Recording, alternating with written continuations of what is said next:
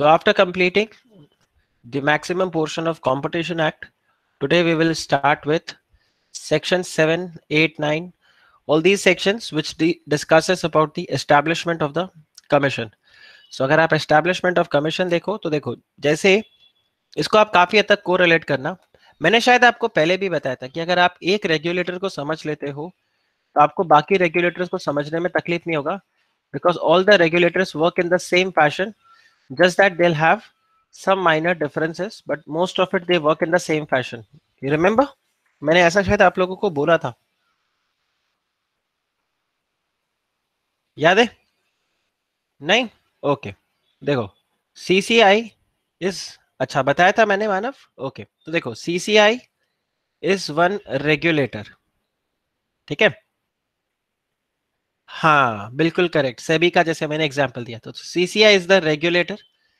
CCI को power कहां से मिलेगा? इसके प्रिंसिपल एक्ट से, that is competition act 2002, right? इसके अलावा अगर आप देखो CCI को एस्टैब्लिश किया गया अंडर कंपटीशन एक्ट, सो ये दिस एस्टैब्लिश्ड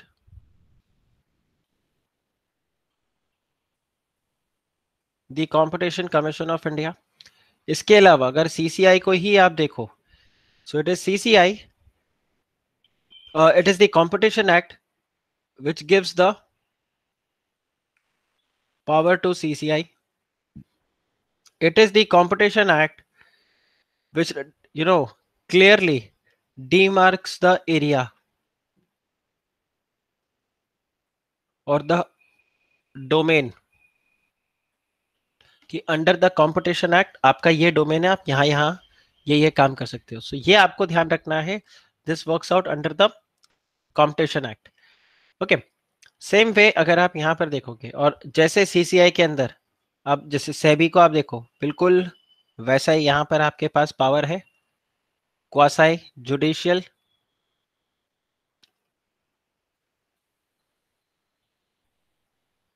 जैसे सेबी मैटर्स को हैंडल करता है वैसे ही CCI भी हैंडल करता है क्वासाई लेजिस्लेटिव. जैसे सेबी अपने रेगुलेशंस बनाता है, CCI अपने रेगुलेशंस बनाता है, and it is quasi executive. जैसे CCI एग्जीक्यूटरी फंक्शन करता है, यहाँ पर सेम वे सेबी की तरह CCI भी वही करेगा. So the structure is all same, judicial, legislative. So legislative means they will make their own regulations. Okay, when we talk about judicial, they are going to hear the case just like court.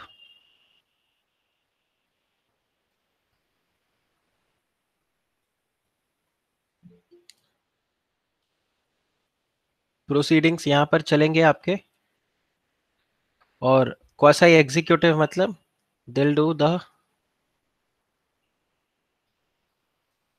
executory functions, right? So ये तीन आपके पास set हो गया competition act.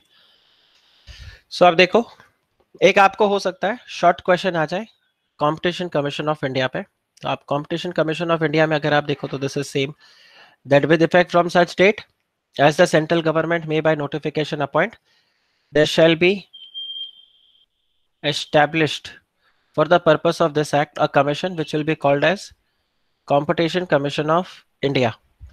फिर आप देखो, the commission will be a body corporate, correct? By the name, by its name it will have a perpetual succession. देखो सारे features of a company, it will have a company common seal, correct? And then it can acquire, hold, dispose of the property both movable and immovable. By contract, it can enter into the contract, it can sue and it can be sued. So this is same like a body corporate. अब CCI में एक head होगा जिसका head office होगा commission, वो government बताएगा कहाँ पर है. इस वक्त कहाँ पर है वो? न्यू दिल्ली में. At present the head office of CCI is in New Delhi, and the commission may establish offices at other places in India. तो आप देखो जैसे सेबी का हेड ऑफिस मुंबई में है और उनके बहुत सारे ऑफिसेज है all over India. Same goes here. The commission, competition Commission of India जो है, इनका हेड ऑफिस है न्यू दिल्ली में और इनके काफी सारे ऑफिसेस हैं अक्रॉस इंडिया, राइट। फिर अगर आप देखो composition of commission, so this is also same like your SEBI, कि एक कंपटीशन कमीशन ऑफ इंडिया में एक चेयरपर्सन होगा, ठीक है।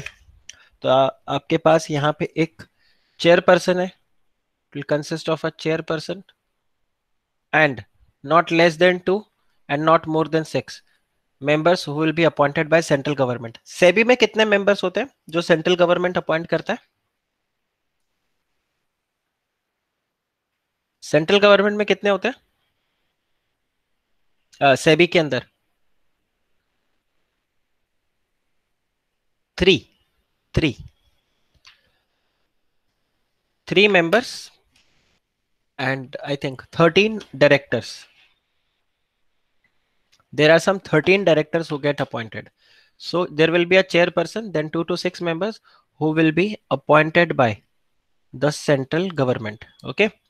इसके अलावा आप ये देखो, ये आपके कॉमन पॉइंट्स हो जाएंगे, that the chairperson should be a person of ability, integrity, standing, and the person should have special knowledge and professional experience of not less than 15 years in India in the international trade, economics, business, commerce, law, finance, accountancy, management, public affair and competition matters, including competition law and policy, and which in the opinion of the central government may be useful to the commission.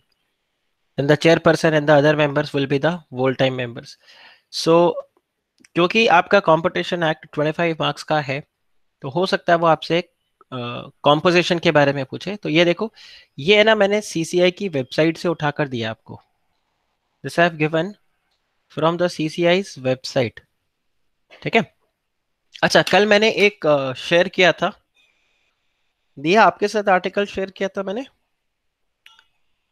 with respect to the abuse of dominant position, right? Flipkart वाला हमने कल ही discuss किया था, right. सो हम देखेंगे आज कुछ ऐसे केसेस को भी हम चेक करेंगे today. I will also send one video जो आप को रिलेट कर पाओगे with respect to the combinations.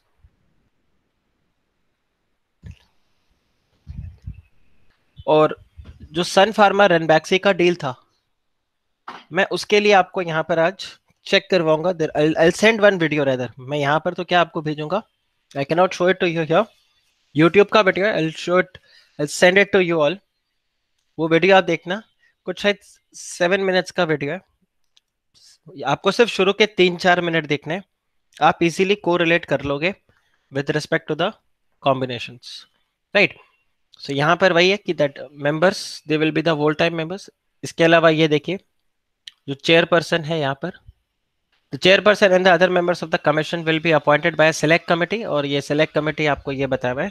अच्छा, ये जो कमिटी है, I don't think so they are going to ask you, but इसमें कौन कौन है? एक तो चीफ जस्टिस ऑफ इंडिया रहेंगे, secretary to the ministry of corporate affair, secretary to ministry of law and justice, and 2 expert यहाँ पर होंगे। तो टोटल 5 लोग होते हैं, वो यहाँ पर डिसाइड करते हैं चेयरपर्सन को। टेन्योर ऑफ चेयरपर्सन, हाँ ये एग्जाम आपका प्री एग्जाम हो गया, ईबीसीएल जो एग्जाम फॉर्म भरने के लिए प्री एग्जाम होता है, नहीं वाह? ओके, आप सबका रजिस्ट्रेशन नंबर रेडी है, वो log in ID and everything, is it ready?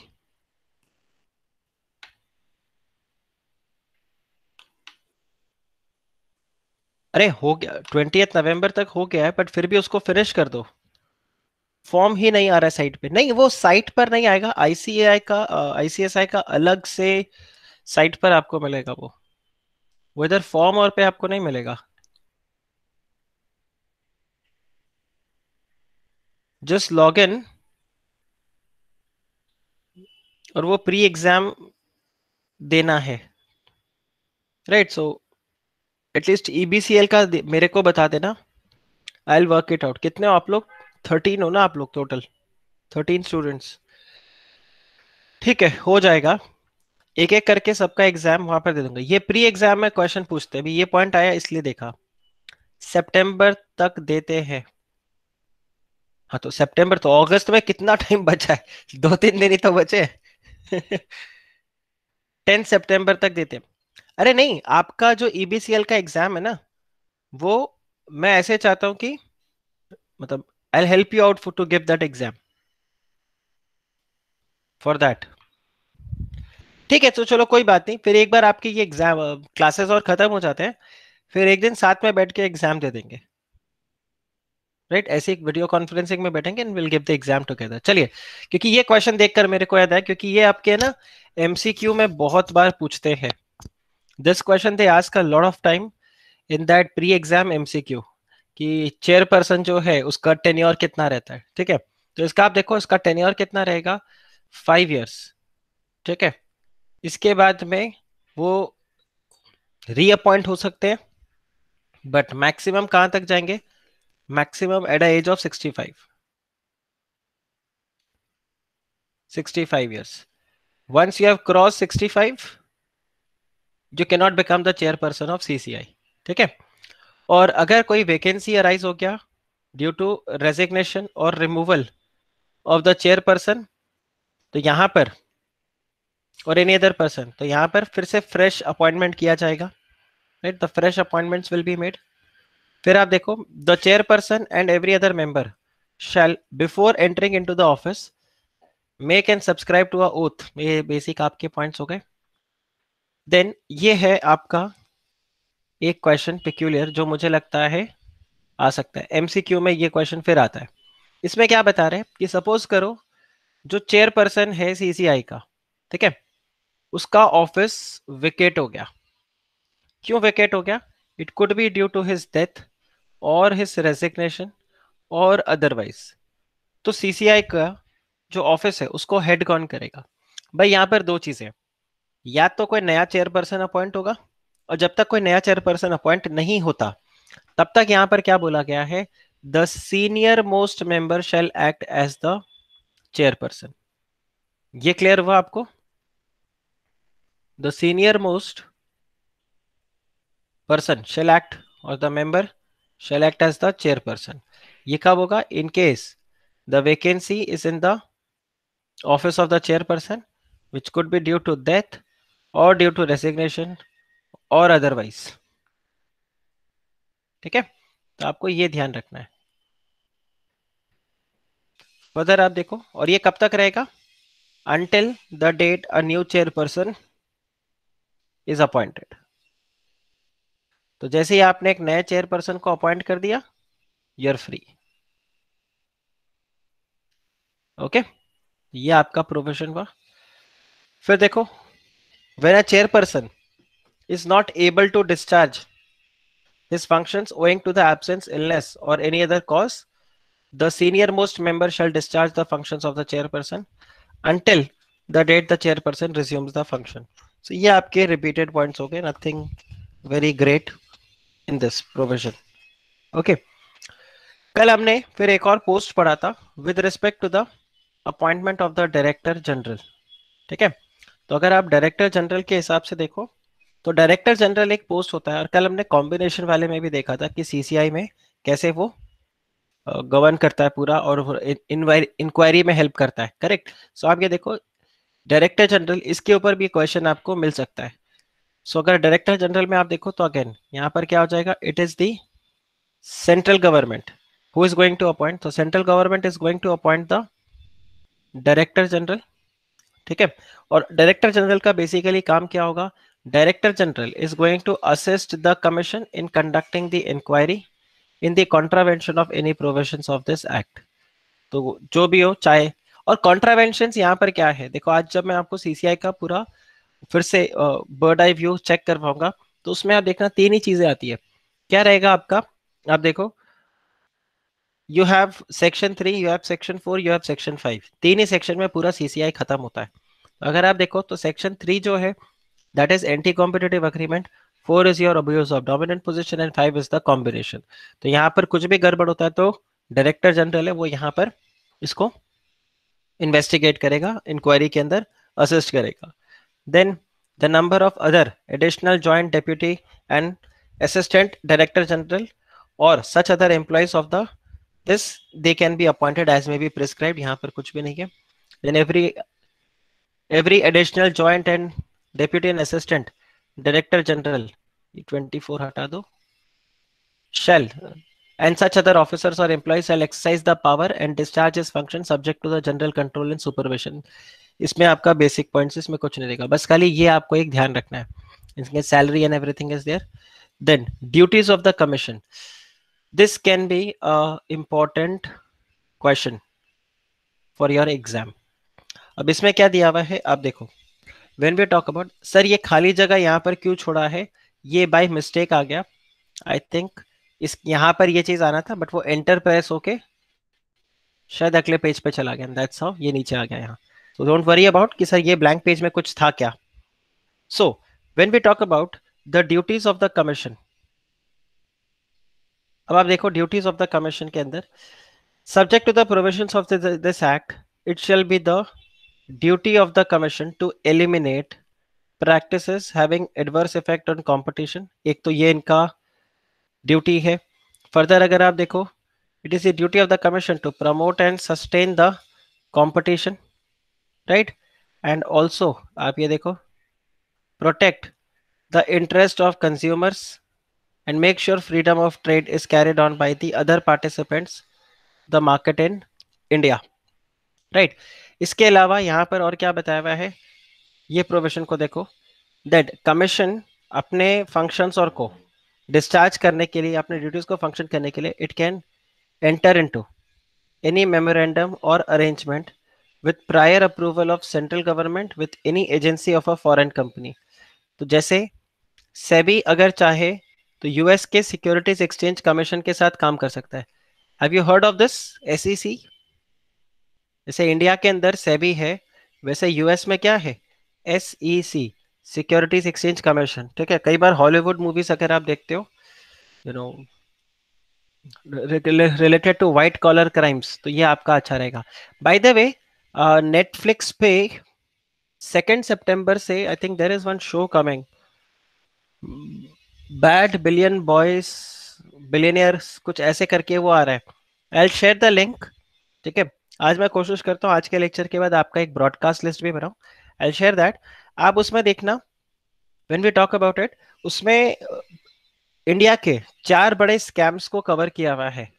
आप देखना, it is going to be very good case study for you. एक उसमें कवर किया है सत्यम, ठीक है, एक उसमें Vijay Mallya Kingfisher, then they have covered I think Sahara, हाँ Sahara is covered, and they have covered Nirav Modi. अब ये चारों चेक करना, क्योंकि ये चारों के अंदर सेबी इन्वॉल्व था.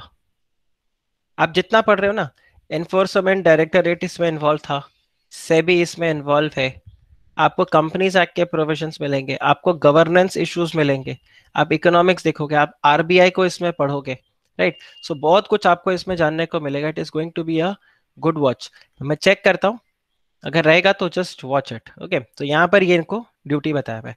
और फिर इधर आ जाता है आपका सेक्शन 19. अच्छा, अब अगर मैं आगे आपको दिखाऊं यहाँ पर, तो हमने एक टॉपिक छोड़ दिया था कल, जिसको मैंने बोला था competition advocacy. So competition advocacy के ऊपर भी आपको एक शॉर्ट क्वेश्चन फिर से मिलेगा. अब देखो, कंपटीशन एडवोकेसी का मतलब क्या है. Competition advocacy is basically competition law. Advocacy का क्या मतलब होता है, what do you mean by the word advocacy? हाँ, सोनी पे हर्षद मेहता स्कैम के ऊपर भी एक सीरीज शुरू हो रहा है, बिल्कुल correct. I think bull, the big bull, या ऐसे करके कुछ ऐसा आ रहा है, राइट. उसको देखना. Also if you want, YouTube पे go and watch this movie Gafla. बहुत सिंपल तरीके से उस मूवी को बनाया है और हर्षद मेहता स्कैम को समझाया उसमें.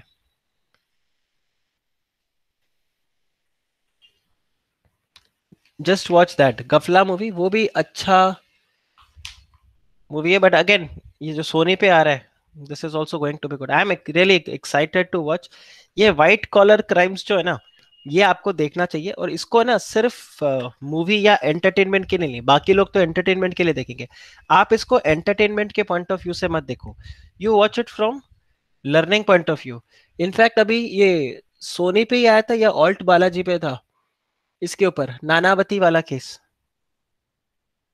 रुस्तम मूवी का जो सीरीज आया था, रुस्तम मूवी तो उसको फिक्शनल बना दिया था, उसमें काफी फैक्ट्स को चेंज कर दिया था। बट नानावती वाला जो केस था, the state of Maharashtra versus Nanavati, Nanavati versus state of Maharashtra, जो भी वो केस था, आई वॉच दैट पूरा सीरीज। और जब मैंने उस सीरीज को देखा तो वहां पर लीगल पॉइंट ऑफ व्यू से देखो, what legal actions that can be taken, कुछ ऐसा होता है, क्या रहता है। और वहां पर आप अगर चीजों को कोरिलेट कर पाओगे तो it will be very good. मतलब मैं तो जब उसको देखता था तो मैं तो ये सीआरपीसी पढ़ के I used to check. CrPC जानते हो ना, criminal code of procedure. Criminal procedure code, उसको लेकर मैं तो ऐसे फ्लिप करता था ना, यूज्ड टू सी कि हाँ इसमें ये जाएगा, इसमें ऐसे हो सकता है, ये हो सकता है, और फिर ऐसे करके is to watch it that way. But anyway, competition advocacy, तो एडवोकेसी का क्या मतलब होता है? Communicating. Advocacy is what? Communicating. ठीक है। अब हम अगर कंपटीशन एडवोकेसी के बारे में देखें, तो कंपटीशन एडवोकेसी बेसिकली किस चीज के लिए है? कि देखो, गवर्नमेंट के कंपटीशन के पॉलिसीज रहते हैं, ठीक है। अब वो पॉलिसीज को आप लोगों के बीच में लेकर जाओगे और लोग उसको एक्सेप्ट करेंगे, तो आपके लिए फायदा होगा। ठीक है। तो इसको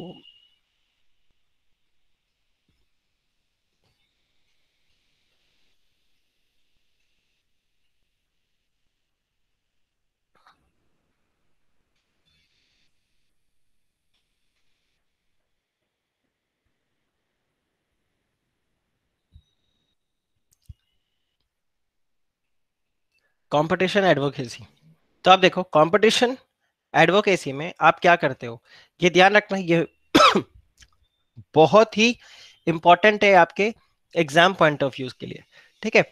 सो कंपटीशन एडवोकेसी के अंदर आप देखो, आपका इंट्रोडक्शन पॉइंट इसमें क्या आ जाएगा कि देखो, किसी भी पॉलिसी को अगर उसको हमें सक्सेसफुली इम्प्लीमेंट करना है, so successful implementation of competition policy, or for that fact any policy and a law, largely depends on how people accepts it. Yes or no? It largely depends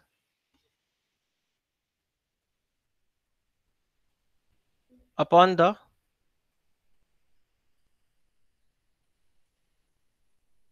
willingness of people to accept it.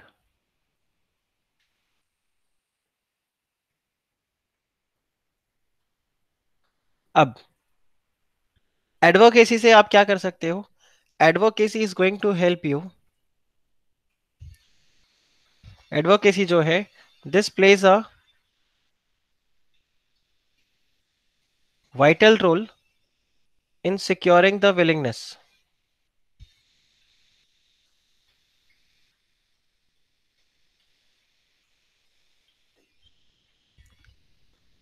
and acceptability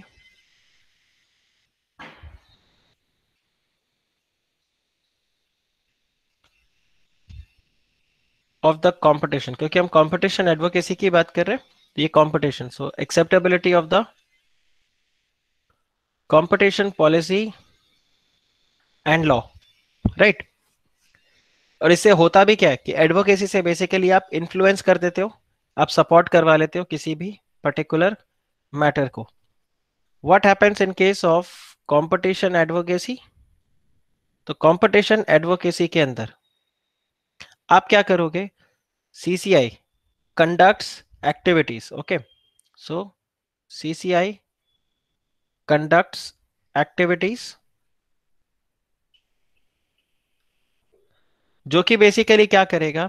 it will promote the competition और a competitive environment, ठीक है, which is going to promote,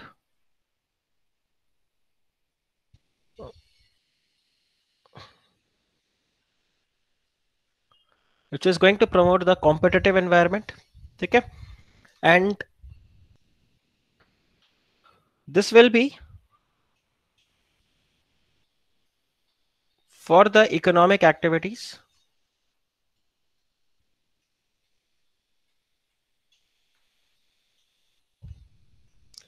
by means of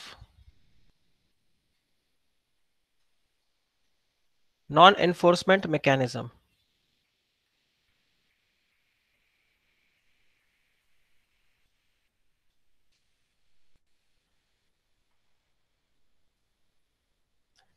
okay, और यहां पर कैसे होगा? Mainly through public awareness. Non enforcement mechanism का मतलब दिस इज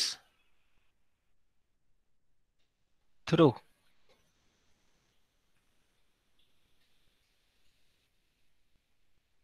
पब्लिक अवेयरनेस। ठीक है, और आप पब्लिक अवेयरनेस किस चीज के लिए करते हो? The benefits of competition. ये आपके पास रहता है। तो आप मुझे बताओ, आप लोगों के बीच में, हिंदी में हम जिस वर्ड को बोलते हैं संवाद, ठीक है, आपने इंडिया पाकिस्तान के बारे में, इंडिया चाइना के बारे में सुना होगा कि संवाद से बात हो सकता है, राइट? सो इसको संवाद बोलेंगे। सो आप मुझे बताओ, what are the tools for advocacy? आप यहाँ पे क्या कर सकते हो? आप सेमिनार्स कंडक्ट कराओ, राइट? आप वर्कशॉप्स कंडक्ट करवाओ। फिर अगर आप देखो तो आप आर्टिकल्स को लिखो, इशू करो, आर्टिकल्स, पब्लिकेशंस, राइट? इसके अलावा गाइडलाइंस को इशू करो। तो इस तरह से करके आप क्या कर सकते हो? You can do that. और एक अच्छा एडवो कंपटीशन एडवोकेसी क्या रहेगा? उसमें बेसिकली सीसीआई को क्या करना पड़ेगा? So these are the tools for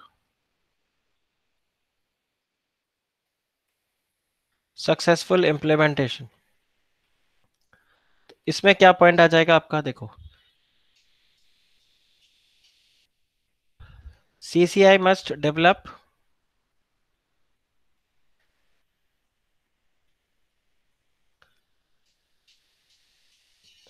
relationship with ministries, इसके अलावा डिफरेंट डिपार्टमेंट्स ऑफ गवर्नमेंट,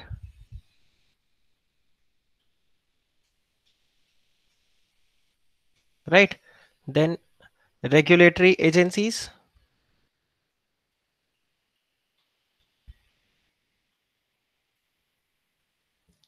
इसके अलावा इन अदर बॉडीज, जो भी यहाँ पर होंगे, जो भी एडमिनिस्ट्रेटिव बॉडीज होते हैं उनके साथ। इसके अलावा सीसीआई को और क्या करना पड़ेगा यहाँ पर? CCI will have to encourage the debate on competition,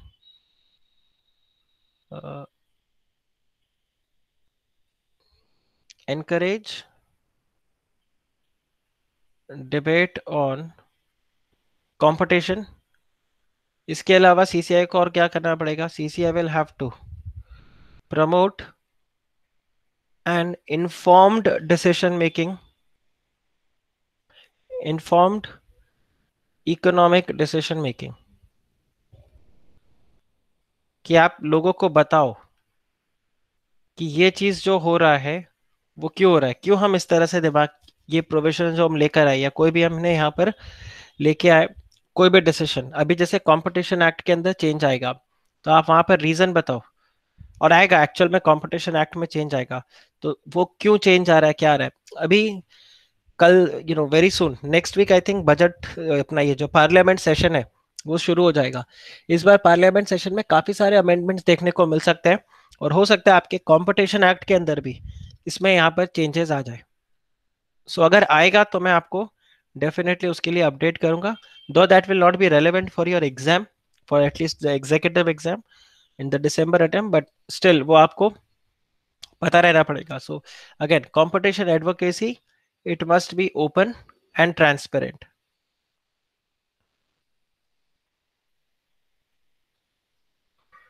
right? To safeguard the integrity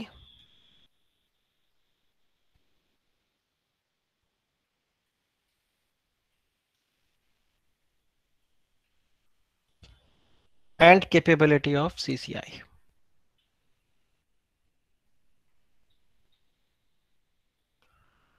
तो ये आपके पास कंपटीशन एडवोकेसी आ गया।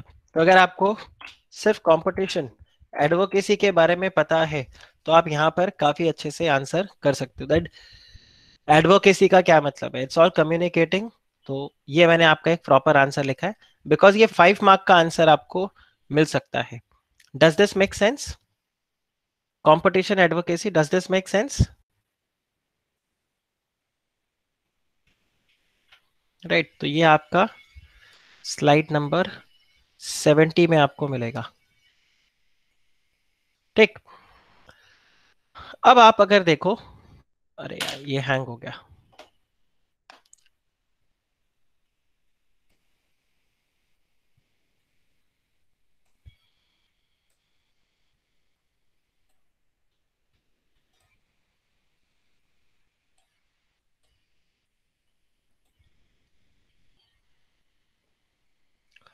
ओके.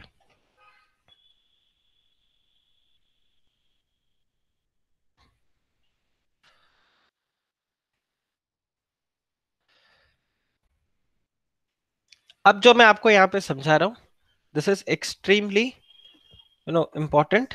और वैसे कंपटीशन एक्ट अपना कंप्लीट हो गया, बट आपको यहाँ पर काफी इजी हो जाएगा. ये एक तरीके से आपको पूरा होलिस्टिक व्यू दे देगा कंपटीशन एक्ट का. अब अगर आप देखो कंपटीशन एक्ट, तो ये जो कंपटीशन एक्ट है, this competition act, this replaced the MRTP act. Correct. पहला पॉइंट तो यही आपका हो जाएगा. कंपटीशन एक्ट जो है, this replaced MRTP act. Competition act, it established a new regulator, that is competition commission of India. ठीक है. इसके अलावा अगर आप देखो कंपटीशन एक्ट, इसका ऑब्जेक्टिव क्या है, ये आपको मिलेगा इसके प्रियम्बल में. ठीक है. और इसी का प्रियम्बल अगर आप देखो, तो इसी के प्रियम्बल को इन्होंने क्या कर दिया, रीफ्रेस कर दिया. और रीफ्रेस करके कहां पर ले आए, सेक्शन नंबर अपना, जस्ट अ मिनट, हाँ, इसी को रीफ्रेस करके ये कहां पर ले आए, सेक्शन नंबर 18 के अंदर. मैं आपको शॉर्ट में ले आता हूं. और इसमें बेसिकली क्या है, that they need to eliminate the practices having adverse effect on competition.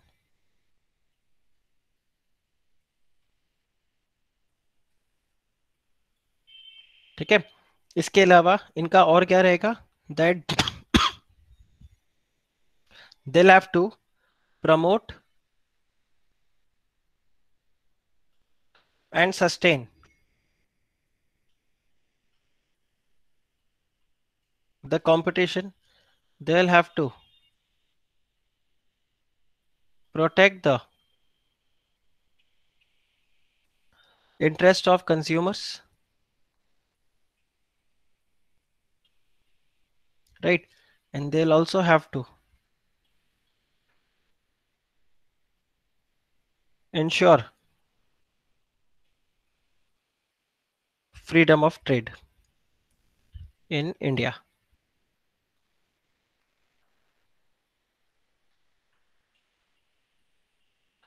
आप बताइए, ये क्लियर हुआ?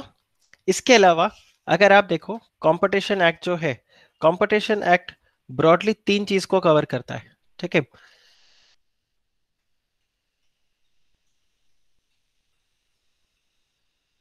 कंपटीशन एक्ट बात करता है, एक, section 3, which is anti competitive agreement.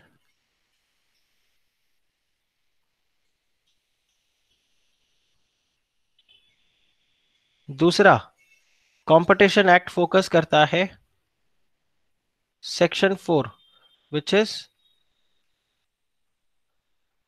Abuse of dominant position. And आपके पास आता है section 5, which is regulating the combinations. Okay, does this make sense? अब हम यहां पर चेक करेंगे, मैं आपको पूरा एंटी कॉम्पिटिटिव अग्रीमेंट्स के बारे में बताता हूं कि अगर एंटी कॉम्पिटिटिव अग्रीमेंट्स के ऊपर आपको कुछ भी आंसर लिखना है या आपको क्लैरिटी होना चाहिए किस चीज के लिए, वो क्या पूछता है। सो एंटी कॉम्पिटिटिव अग्रीमेंट्स क्या होता है, उसके लिए देखो, आपके पास है section number 3। Section number 3 anti competitive agreements का बात करता है। 3 सब सेक्शन 1 वो क्या करता है, इट प्रोहिबिट्स, अच्छा इसको मैं ACA लिख देता हूं, ठीक है। सो शॉर्ट में इसको मैं लिख देता हूं ACA, इसको मैं लिख देता हूं ADP, और कॉम्बिनेशंस को कॉम्ब, ठीक है। तो आप इसको, मतलब मेरे को फिर पूरा पूरा नहीं लिखना पड़ेगा। So basically anti competitive agreements जो है ये प्रोहिबिट करता है, कौन, section 3 sub section 1। Section 3 sub section 2 वो क्या बोलता है, anti competitive agreements are void, है कि नहीं। देन आपके पास है सेक्शन 3 सब सेक्शन 3, जो यहां पर बेसिकली क्या बताता है, horizontal, it tells you about the horizontal arrangements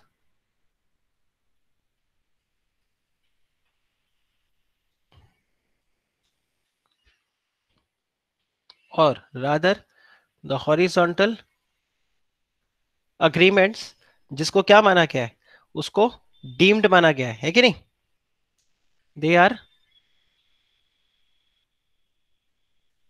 presumed to be anti-competitive. Then we have section 3 subsection 4 जो बेसिकली किसका बात करता है, vertical arrangement, vertical agreements which are presumed to be anti-competitive, yes or no। फिर अगर आप check करो तो यहां पर आपके पास सेक्शन 3 सबसेक्शन 5 है, ये एग्जेम्प्ट करता है agreements where IPR is involved। अगर आईपीआर इन्वॉल्व हो जाएगा तो वो यहां पर आ जाता है। इसके अलावा सेक्शन 3 का जो एक्सप्लेनेशन है, it gives how many types of agreement, it gives some 5 types of agreement, 5 types of anti competitive agreements, जिसमें क्या क्या आते हैं हम एक एक करके उसको भी लिख लेते हैं यहां पर। तो एक अपने पास है जिसको हम बोलते हैं टाई इन अरेंजमेंट्स, राइट। और फिर अगर आप देखो तो वो हमारे पास था एक्सक्लूसिव, और आप बताओ क्या क्या है यहाँ पर। एक हमारे पास था exclusive supply agreements, then exclusive distribution agreements,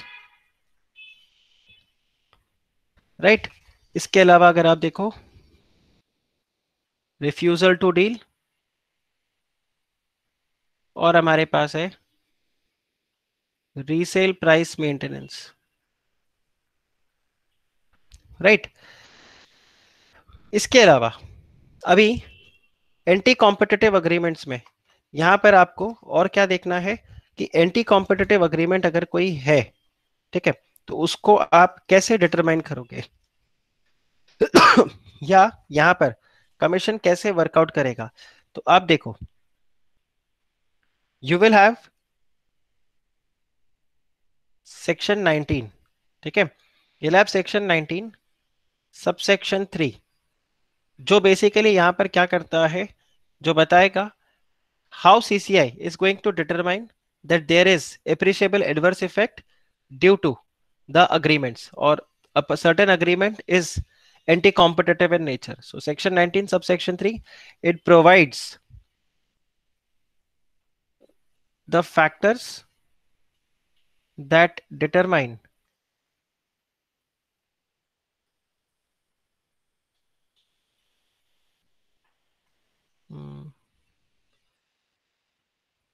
which agreements are anti-competitive agreements, है कि नहीं? तो ये आपका सेक्शन 19 में था। फिर अगर आप चेक करो तो आपके पास आ जाता है सेक्शन नंबर 26। ठीक है, जो बेसिकली क्या करता है, सीसीआई को पावर देता है। दिस इज बिंग सीसीआई और रादर पावर टू सीसीआई।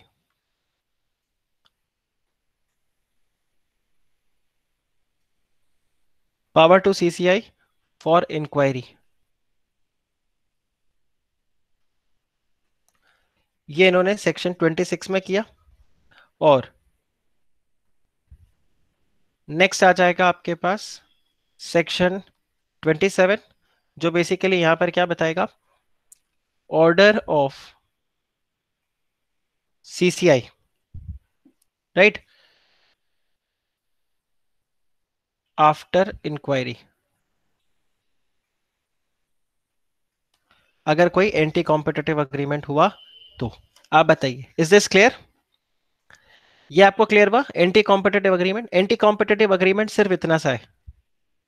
ठीक है, ये आपको शायद काफी अच्छा व्यू दे देगा रिवीजन करने के टाइम पर भी, कि कंपटीशन एक्ट में it establish CCI, preamble, section 18 in competition act, ये तीन एरियाज है। और एंटी कॉम्पिटिटिव अग्रीमेंट, ये सेक्शन वाइज मैंने आपको पूरा बता दिया, सेक्शन सब सेक्शन वाइज कौन कौन क्या क्या बताता है। उसके बाद में ये सेक्शन 19(3) है, 26 एंड 27 है। नेक्स्ट हम ऐसे ही चेक करते हैं abuse of dominant position. So abuse of dominant position अगर आप देखोगे तो आपके पास यू हैव सेक्शन 4। यस और नो? तो सेक्शन 4 जो है वो आपका अब्यूज ऑफ डोमिनेंट पोजीशन का बात करता है। और यहां पे अगर आप देखो तो सबसे पहले सेक्शन 4 सबसेक्शन 1, जो बेसिकली यहां पर रेस्ट्रिक्ट करता है, या राजा अगर आप इस तरह से बताओ तो वो प्रोहिबिट करता है। Restrict is not a right word, prohibit, restrict मतलब थोड़ा अलाउ करता है बट कुछ लिमिटेशंस है, प्रोहिबिट में एब्सोल्यूट बैन है। So it prohibits abuse of dominant position. Does it prohibits abuse of does it prohibits the dominant position? Answer is no. फिर हमारे पास है सेक्शन 4 सबसेक्शन 2, जो बेसिकली यहां पर क्या बताता है कि देयर शैल बी, तो ये आपके क्या हो गए,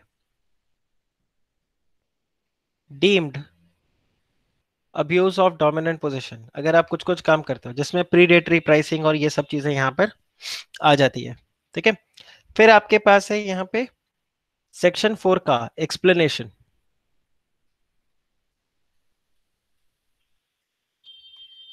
राइट, जो बेसिकली आपको बताता है व्हाट इज डोमिनेंट पोजीशन।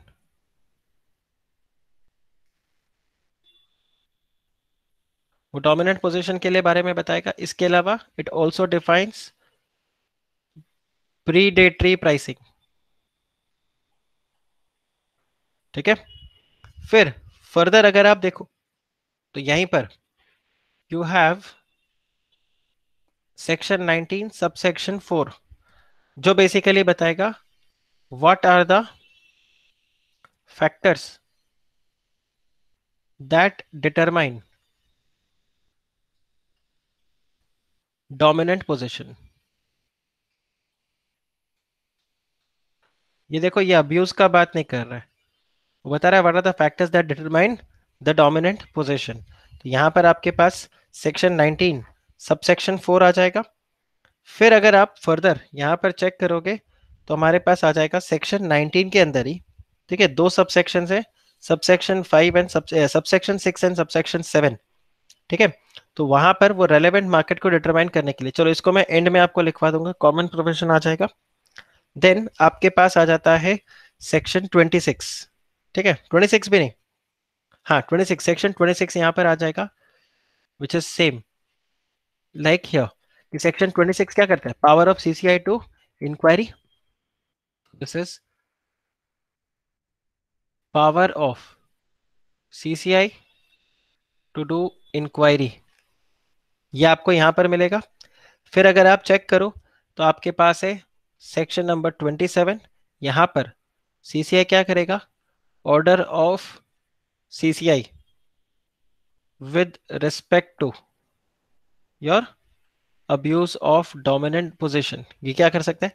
इसके अलावा अब्यूज ऑफ डोमिनेंट पोजीशन के लिए एक सेक्शन 28 भी है, जिसमें सीसीआई क्या बोलता है, that there can be division of the enterprise,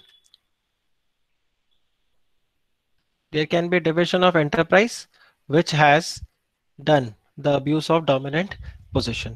तो यहां पर जाके आपका abuse of dominant position भी कंप्लीट हो जाता है।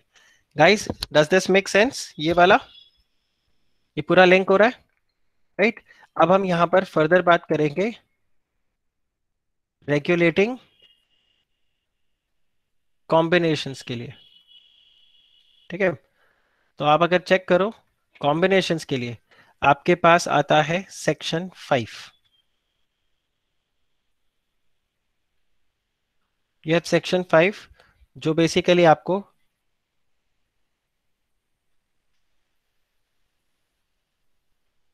थ्रेशोल्ड लिमिट फॉर कॉम्बिनेशन, ये आपको बताएगा what is going to be the threshold limit for combination. तो वो जो 2000 करोड़, राइट, वो वाला पार्ट आपका, ये सब यहाँ पर आपका तैयार हो जाएगा। आप बताइए, इज दिस क्लियर? तो ये पार्ट आपका यहाँ पे आ जाता है कॉम्बिनेशन। फिर आपके पास आता है सेक्शन नंबर 6, ठीक है? और सेक्शन नंबर 6 सब सेक्शन 1 वो क्या बोलता है, if there is a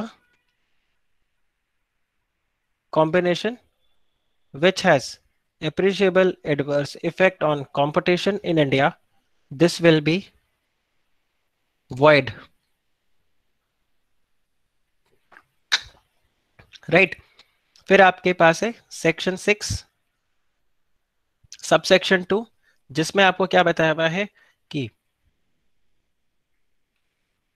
parties to combination ये क्या करेंगे, they are going to intimate CCI, right? और earlier it was what, 30 days, but now this is what, this is before implementation, but now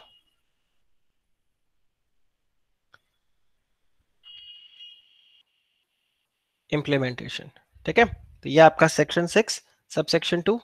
then you have इसी तरह से section 6 subsection 2 capital A. तो इसमें क्या था कि CCI to start investigation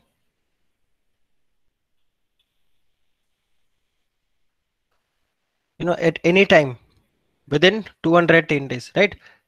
basically start तो नहीं, सीसीआई टू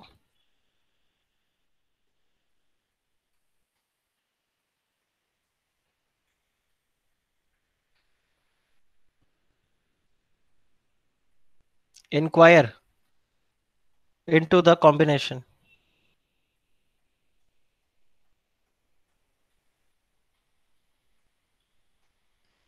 इसी को हम और क्या बोलेंगे, this is the minimum 210 days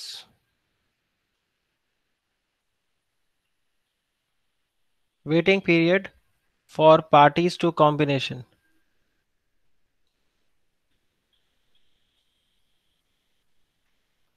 ये सब याद आ रहा है आपको, जैसे जैसे मैं यहां पे लिख रहा हूं, ये सब आपको याद आ रहा है? Before implementing,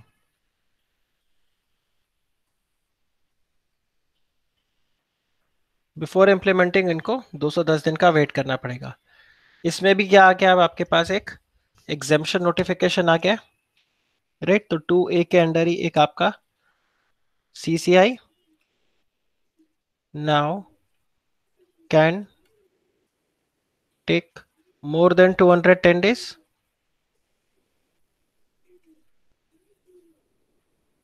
right? CCI can take more than 210 days। और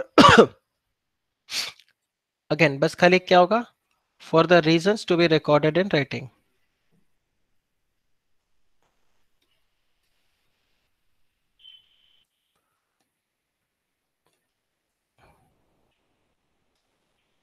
ठीक है, फिर हमारे पास था कि कॉम्बिनेशन को वो डील कैसे करेगा, तो वो सेक्शन 6 सब सेक्शन 3 है, जो बेसिकली बताएगा कि कॉम्बिनेशन के बारे में फिर वो डील करेगा 29, 30 एंड 31 के अंदर। तो वो मैं इग्नोर कर देता हूँ यहाँ पर। Then you have section 6 sub section 4। तो ये बेसिकली क्या करता है, this gives exemption to 4 types of entities for seeking prior permission of CCI. For seeking prior permission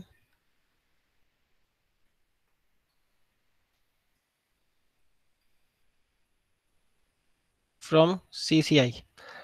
कौन कौन है ये चार, बताओ? Who are these 4 entities? उनको प्रायर परमिशन नहीं लेना CCI का।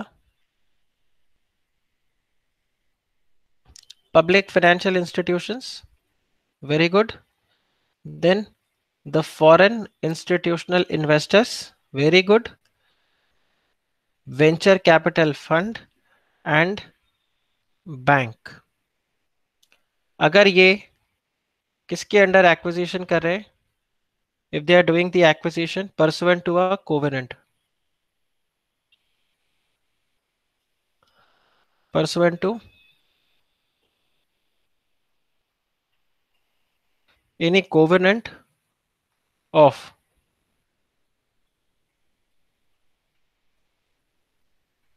loan agreement or investment agreement, yes or no?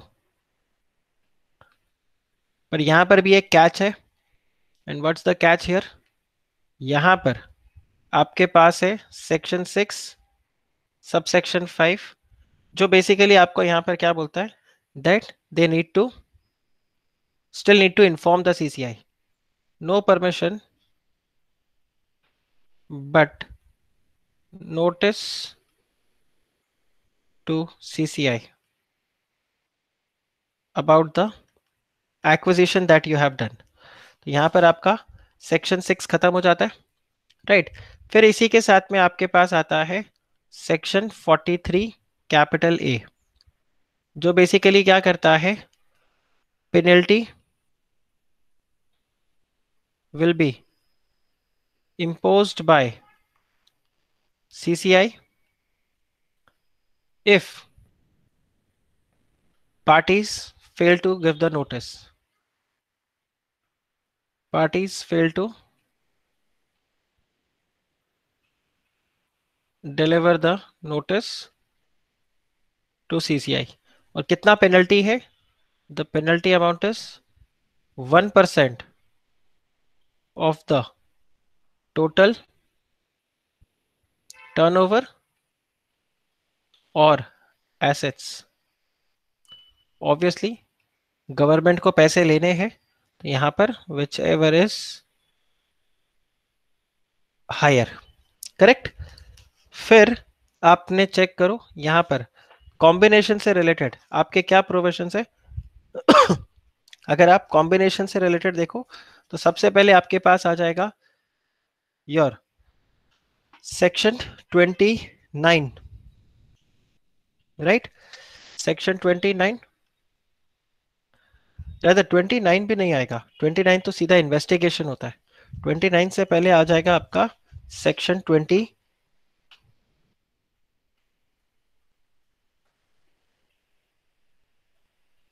Right. और सेक्शन 20 में क्या आ जाएगा, this is basically the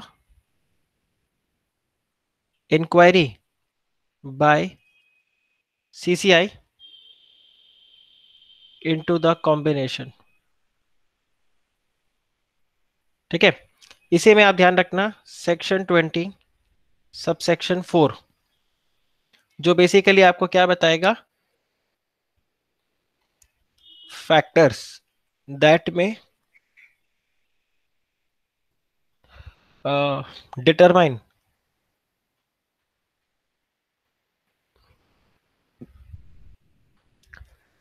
or taken into consideration.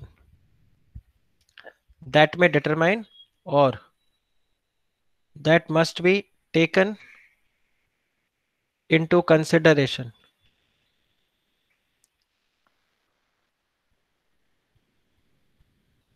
Mm, to determine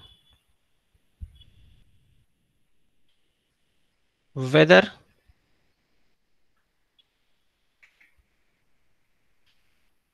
combination has appreciable adverse effect. I mean the combination has got a appreciable adverse effect on the competition. ये ध्यान रखना exam में आपका independent question बनेगा. इसके बाद में ये क्या करेंगे, यू विल हैव सेक्शन 29 जो बेसिकली क्या है, procedure for investigation. Procedure for the investigation of combination. और यहीं पर फिर आपका आ जाता है सेक्शन 31 जो बेसिकली यहां पर क्या करता है, it gives the order of CCI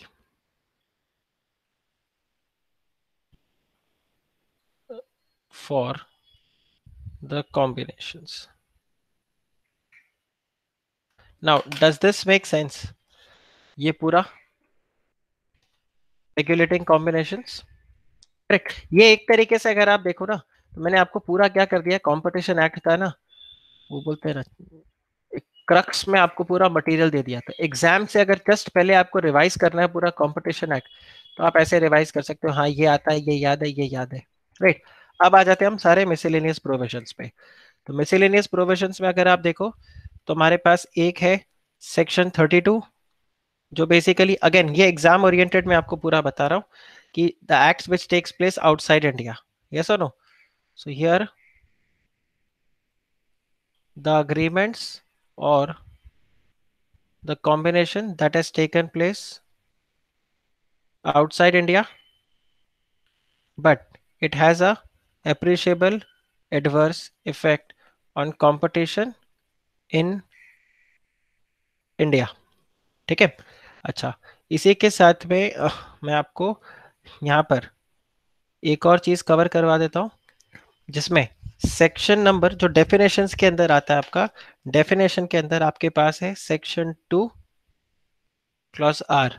अगर आप ये चेक करो, ये बात करता है रेलेवेंट मार्केट के लिए, क्योंकि ये भी रेलेवेंट मार्केट इन इंडिया का बात कर रहे हैं, तो रेलेवेंट मार्केट है. फिर आपके पास है सेक्शन 2 एस जो बात करता है रेलेवेंट जोग्राफिक मार्केट.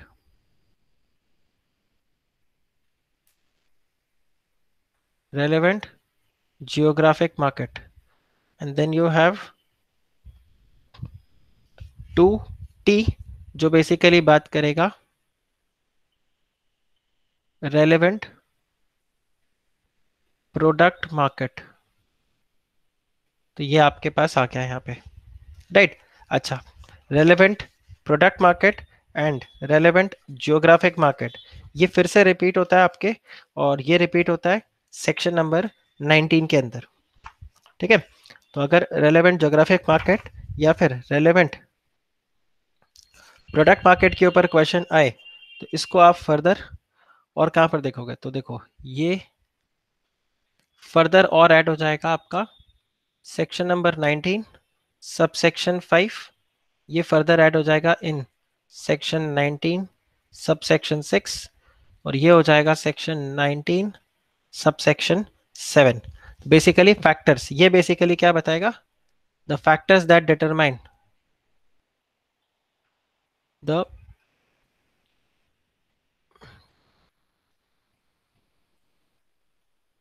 देखो इसमें और इसमें क्या डिफरेंस है, ये है डेफिनेशन. ओके. और ये आपको बताता है the factors that will determine.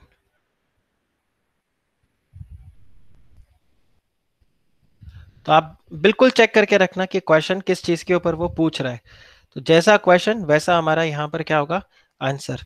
सो जब हमें को बिल्कुल क्रिस्टल क्लैरिटी रहेगा, we will be in a very better position to answer the question. इसके बाद में अगर आप देखो तो आपके पास आता है सेक्शन 35, जो बेसिकली बात करता है अपीयरेंस बिफोर कमीशन। तो उसमें कोई भी कर सकता है, यहाँ पे chartered accountant, company secretary and all. फिर आपके पास सेक्शन 36 है, जो बेसिकली यहाँ पर डील करता है power of CCI to regulate own procedure,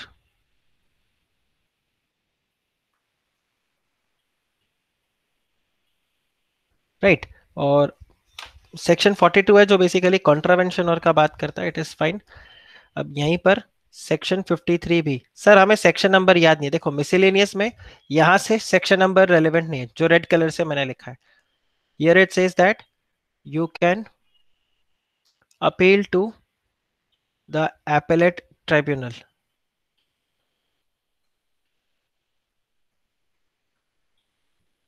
ठीक है, अब ये आपको ध्यान रखना है, एपेलेट ट्राइब्यूनल में earlier it was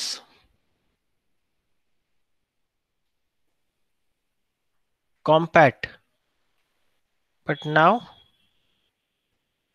it is NCLAT. और नाउ मतलब with effect from Finance Act 2017, ये आ गया आपका। फिर यहीं पर आपके पास आ जाएगा section number 53T, which talks about appeal to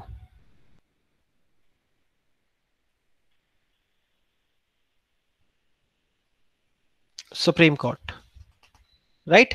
तो ये आया आपके पास। आई थिंक इसके अलावा आपको कुछ और देखने का जरूरत नहीं है। एक बस खाली अगर आप देखो तो आपके पास सेक्शन नंबर 49 है, जो कंपटीशन एडवोकेसी को डील करता है। सो इसके बाहर आपको कुछ देखने का जरूरत नहीं है। मैंने बीच के वो वाले पार्ट छोड़ दिए, कमीशन का कॉम्पोजिशन क्या होगा, क्या रहेगा, वो सब that is like a basic thing that you can anyway covered. But मूल मुद्दे का टॉपिक जो है आपका पूरा कंपटीशन एक्ट में, वो ये है। हमने इतना सारा एकदम डिटेल में कवर किया है, right. So all this make sense to you all? if yes, then what are we going to do? We will pick up again the balance past papers, जो हमने अभी तक कवर नहीं किया था, कुछ कुछ क्वेश्चंस को।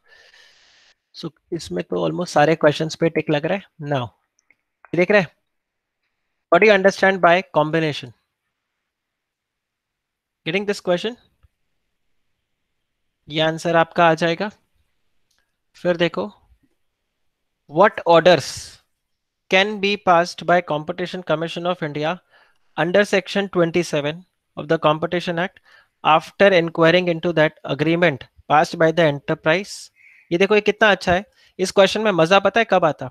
अगर क्वेश्चन सिर्फ इतना सा होता, सिर्फ इतना सा देता, what orders can be passed by CCI under section 27 of the competition act, और आगे इतना लिख देते एक्सप्लेन, तब मजा आता। यहाँ तो देखो आपको ऑलरेडी फुल फ्लेजर दे दिया। बट आपको मैं बताता हूँ, अब इसमें दो तरह के आंसर मिलेंगे। एक, जो इस लाइन को पढ़ने के बाद, ये जो है ना, ये वाला लाइन, ये तीन लाइन को रीड करने के बाद जो इंसान आंसर लिखेगा अपने हिसाब से, और एक होगा जो आप सेक्शन 27 के प्रोविजंस को यहाँ पर कॉपी करके लिखोगे। So there will be lot of difference here. और मैं आपको बताता हूँ, ये साफ साफ दिखेगा आपका, आपके आंसर में दिखेगा। तो सेक्शन 27 में क्या क्या कर सकता है वो मैंने आपको बताया था ब्रॉडली। यहाँ पर ज्यादा चीजें नहीं है, तीन चीजें ही है जो वो कर सकते हैं। एक तो वो क्या करेगा कि डायरेक्ट करेगा पार्टीज को कि भाई अब आप ये अब्यूज मत करो, याद है चंपक चाचा की तरह, कल मैंने बताया था। चंपक चाचा की तरह बोलेगा, देखो बेटा ये गलत बात। तो एक आपके पास यहाँ पर है, it is going to basically direct the enterprise not to do the abuse, कि आप यहां पे अब्यूज मत करो। दूसरा ये क्या कर सकता है, it can impose penalty, correct. और पेनल्टी के अंदर इसमें एक चीज और आ गया था कि इन case of cartel all members will be penalty will be on all members of the cartel, right? वो आपको ध्यान रखना है। then it can also modify the agreements,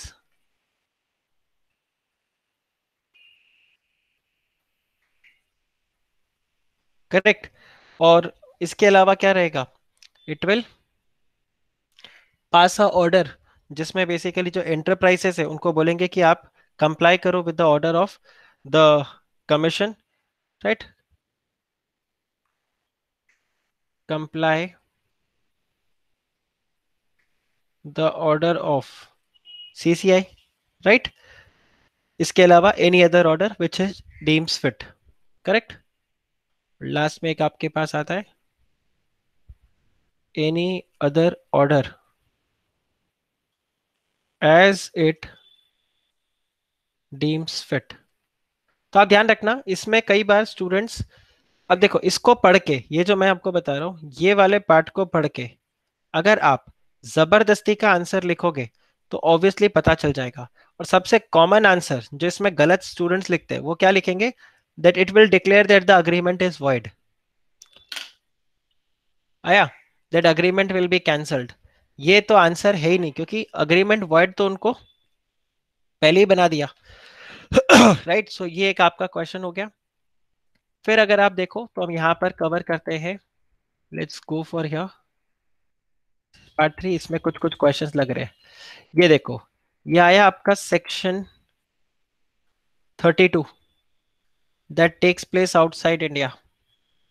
तो इसमें क्या था, agreement taking place outside India, party to the agreement outside India, party to the combination outside India, combination taking place outside India, and any agreement combination that takes place outside India has a appreciable adverse effect on the relevant market in India। तो ये आ गया आपके पास। अच्छा ये देखो, what is the purpose of competition policy in India and competition act। चलो ये आप मॉड्यूल से हम इसको कवर करेंगे। हालांकि इतना कुछ नहीं है, जो आंसर आपको मैंने बताया था why do we need competition act, उसी के हिसाब से आपका आता है।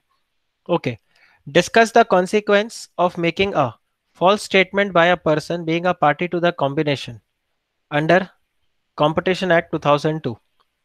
ये पार्ट अपना शायद मिस हो गया है, ये भी हम अभी मॉड्यूल से कवर कर लेंगे। बेसिकली इसमें आपका जो पेनल्टी लगता है मैंने बताया था ना, 1 लाख रुपीज, अगर आप कोई ऑर्डर वगैरह को नहीं करते, but this is again a very specific question, तो हम ये वहां पर चेक करेंगे। अच्छा, इसके अलावा अगर आप देखो यहाँ पर आया आपके पास, okay, what are the penalties which are prescribed for contravention of the order. तो आपको ध्यान होगा 1 लाख रुपीज पर डे, याद आ रहे, 1 लाख रुपीज पर डे। और ये मैक्सिमम कहां तक जाएगा,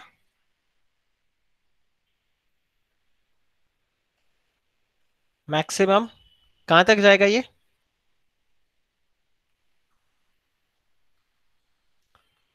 1000 दिन। हाँ, हित 100 दिन हो गया ना वो तो, 1000 दिन 10 करोड़, राइट। कल मैंने बताया था 1000 दिन मतलब 3 साल से ऊपर हो गया, तो 3 साल के बाद अगर आप कुछ पेमेंट करते हो तो कोई असर ही नहीं होगा, राइट। ये देखो मैक्सिमम 10 करोड़, ठीक है। फिर देखिए, who can appear before the competition Commission of India, easy. फिर ये देखो, explain the term competition policy in state, whether the central and state government can make reference to the competition commission of India for this policy। yes they can make the reference। यहाँ पर जो मैंने आपको last point उसमें बताया था कि उनको गवर्नमेंट डिपार्टमेंट्स और के साथ में कोऑर्डिनेट करके चलना चाहिए, सो दे कैन डू दैट। अब ये देखो, explain the procedure for investigation. आप मुझे बताओ क्या आंसर लिखोगे, कौन सा सेक्शन आप इसमें लिखोगे? ये इन्वेस्टिगेशन का बात कर रहा है। Which section you are going to write in case you remember, क्योंकि हमने अभी अभी डिस्कस किया था। Which section you are going to write here? 27? नहीं फोरम 29। हाँ करेक्ट मानव, सॉरी मानव, आपने 27 बताया था, 29। हाँ, yes yes, not a problem. आप सेक्शन 29 लिखोगे। अच्छा, सेक्शन 29 के रिगार्ड में ना, कल मैंने एक चार्ट बनवाया था। इस चार्ट का आप चाहो तो स्क्रीनशॉट लेके रख सकते हो। मैं यहां दिखा देता हूं। आई थिंक ये देखो, यस ये वाला चार्ट आप देखो, ये आपके लिए शायद इजी हो जाएगा। You first take a screenshot of this so you'll understand this better.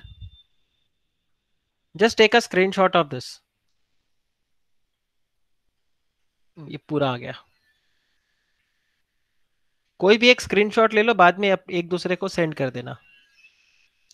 Done. अच्छा, अब आप इसमें देखो, बहुत अच्छे से इसको समझाया हुआ है।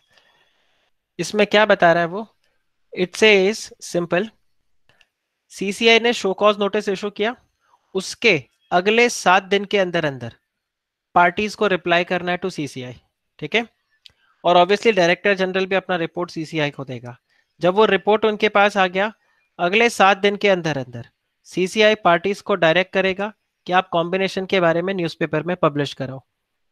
जब सीसीआई पार्टीज को नोटिस दे देगा, उसके बाद अगले 10 दिन के अंदर अंदर पार्टीज न्यूज़पेपर में क्या करेंगे, इसका एडवर्टीजमेंट करवाएंगे। न्यूज़पेपर में एडवर्टीजमेंट हो गया, उसके बाद अगले 15 दिन के अंदर अंदर जिस भी इंसान को ऑब्जेक्शन फाइल करना है, वो इंसान जाकर सीसीआई में ऑब्जेक्शन फाइल कर सकता है। 15 दिन बीत गए, उसके बाद अगले 15 दिन के अंदर अंदर सीसीआई यहाँ पर पूरा इंक्वायरी करेगा, सब चेक करेगा, and CCI will call for additional information. ठीक है। उसके बाद जब CCI will call for additional information, तो ऑब्वियसली वो पार्टी इसको बोलेगा हमें एडिशनल इंफॉर्मेशन दो। तो यहां से अगले 15 दिन के अंदर अंदर parties are going to reply to CCI. जब पार्टी सीसीआई को रिप्लाई कर देंगे, उसके बाद अगले 45 डेज के अंदर अंदर CCI will come up with the order. तो ये आपको समझ में कितना इजी आपके लिए चार्ट हो गया? राइट, ये आपको समझा?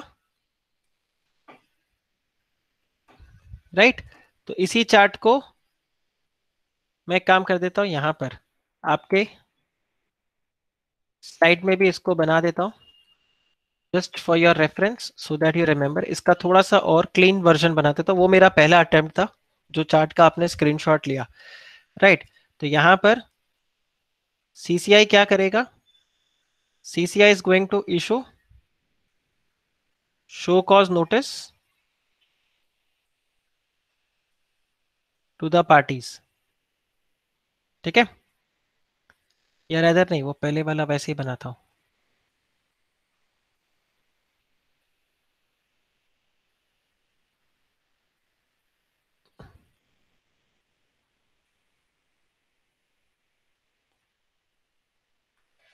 Show cause notice is issued and show cause notice is issued to the parties.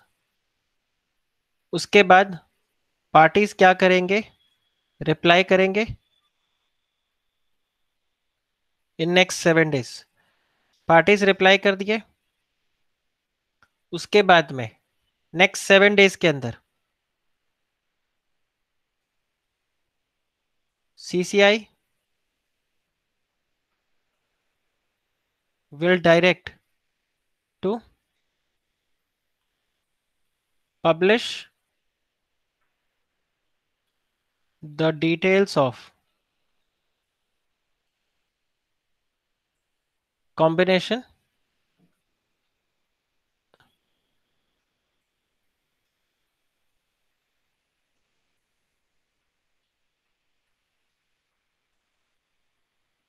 In newspaper.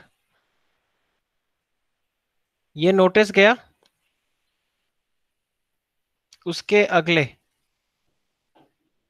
10 दिन के अंदर अंदर पार्टीज टू पब्लिश, ये पब्लिश हुआ उसके बाद अगले 15 डेज में कोई भी अपना ऑब्जेक्शन जो है वो फाइल कर सकता है to CCI. Moving ahead, next 15 days में CCI will call for additional information. उसके बाद नेक्स्ट 15 डेज में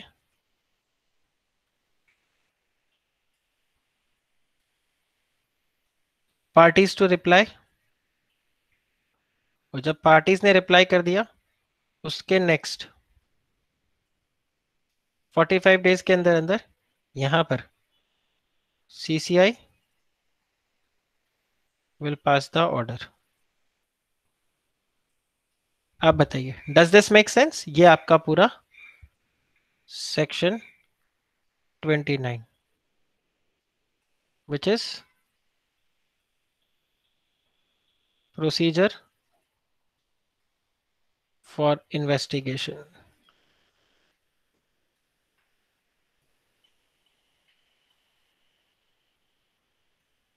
ओके, ये आपका यहां पर रहा. So this is there. इसके बाद में हम चलते हैं. Okay, so that's it. अब आप देखो, I think this should give you lot of confidence कि आपका 25 मार्क्स का जो कंपटीशन एक्ट है उसको मैंने बहुत स्ट्रॉन्ग तरीके से आपको प्रिपेयर करवाया. And you should target that out of this 25 at least 18 to 20 marks कहीं पर भी आपका नहीं जाना चाहिए. अब आप इसका इम्पैक्ट देखो, अगर 25 में आप वर्स्ट केस सिनेरियो 18 मार्क्स भी सिक्योर कर लेते हो तो आप देखो आपका प्रेशर कितना रिलीज हो जाएगा. बैलेंस 75 मार्क्स के पेपर में आपको 32 ही स्कोर करना है. ये आपको दिख रहा है, इधर अगर 18 आ गया तो इधर सिर्फ आपको 32 स्कोर करना है. तो आपके ऊपर बहुत ज्यादा प्रेशर नहीं होगा. इसमें भी अगर मैं आपको बताऊं तो आपका जो 40 मार्क्स का लास्ट पार्ट है, नहीं 40 नहीं, 40 मार्क्स का तो पार्ट है, ये वाला जो पार्ट है आपका, अगेन ये आपका टेक्निकल रहेगा, ये डिफिकल्ट होगा बट इसमें आपका कंपटीशन कम होगा. ये पार्ट आपका इजी रहेगा लेकिन इसमें कंपटीशन बहुत ज्यादा होगा. But it is not going to be very difficult for you. बहुत ही सिंपल सा आपका ये पेपर यहाँ पर रहेगा. तो आप बेनिफिट देखो इसका कितना हो जाता है. और अगर आप यहाँ पर काफी अच्छा परफॉर्म करके 20 ले आए, मतलब ये तो मैं 50 के लिए बात कर रहा हूँ, अगर पास होना है तो मतलब 40 नंबर का अगर आप टारगेट करें तो you need only 22 marks which is again not going to be very difficult for you if you want to get. But अपन टारगेट 50 का ही रखते तो at least worst case scenario 50 number तो आपके कहीं नहीं जाने चाहिए. इफ नॉट सरप्लस तो एटलीस्ट कड़की तो नहीं आए आपके पेपर के अंदर. Okay, does this make sense? So now I will just quickly take you to your module और मैं आपको बता दूंगा. क्या आपका मॉड्यूल आपके पास है? Do you have your module with you?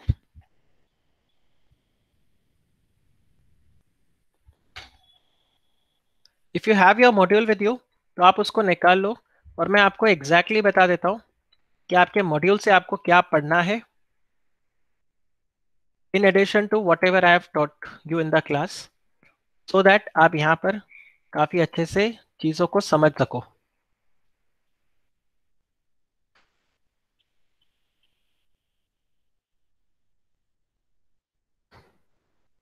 ये आपके पास रहा.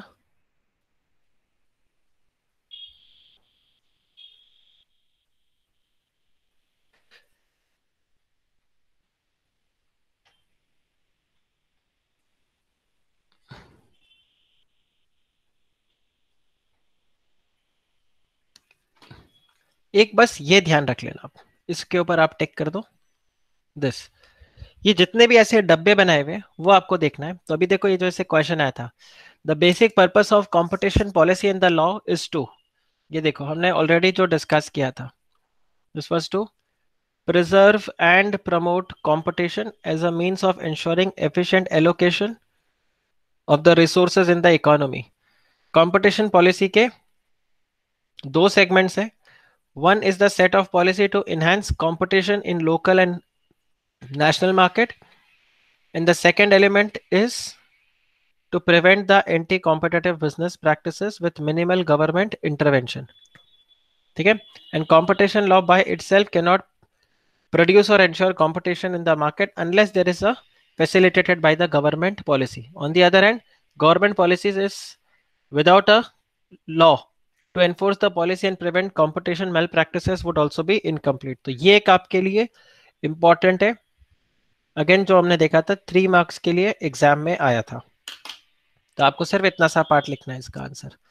Right, moving ahead. और अगर हम देखें, sir the other day I tried to answer but I couldn't frame the answer, so could you tell me? हाँ श्योर, मैं एक काम करता हूँ फोरम, मैं यहीं पर आपको एग्जैक्टली वो चीज दिखा देता हूँ जिससे आप आंसर को फ्रेम कर पाओगे. देखो, सबसे पहले जब ये क्वेश्चन आता है ना, जब भी इस टाइप का क्वेश्चन, तो आप उसमें पहले क्या करोगे, चलो मैं यहाँ पर आपको बता देता हूँ और फिर हम मॉड्यूल के हिसाब से भी देख लेंगे. राइट, अगर आप चेक करो MRTP, वहां से हम कैसे कंपटीशन एक्ट पे आए. तो इसमें आपको आंसर करने में फर्स्ट पॉइंट आपको क्या देना पड़ेगा. First point you will define that यहां पर ये जो कंपटीशन एक्ट था,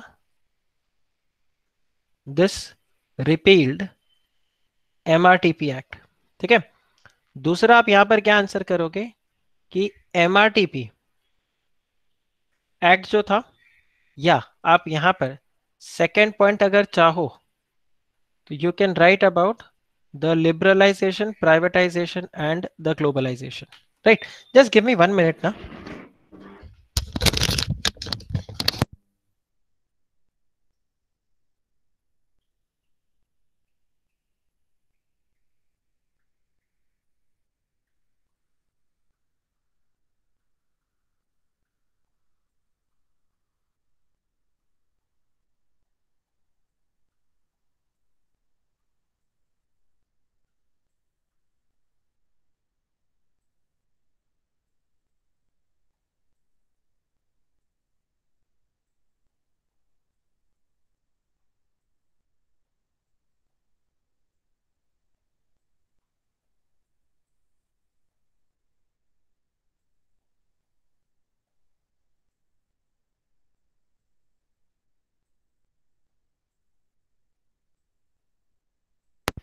Sorry, is it raining very bad there at Mulund? यहाँ पर तो बम्पर बारिश हो रहा है, बम्पर बारिश. Like ever since I started the lecture, तब से बहुत तेज बारिश हो रहा है. सो एक वो विंडो ओपन था, I could feel that drizzle. Anyway, so liberalisation, privatisation and globalisation हुआ in the year 1991. This again changed the economic outlook, or it changed the economy. It had a major impact on economy. आप कुछ भी लिख सकते हो. Right, अब आप यहां पर क्या बात करोगे कि जो MRTP एक्ट था, ये था प्री LPG एरा का. जब ही क्या था, लाइसेंस राज था. ठीक है, it was a closed economy. Most of them was controlled by government, सब गवर्नमेंट कंट्रोल था. देयरफॉर मोनोपोली या जो डोमिनेंट पोजीशन है, this was not considered good. Correct. So this was monopoly और the dominant position, this was not allowed.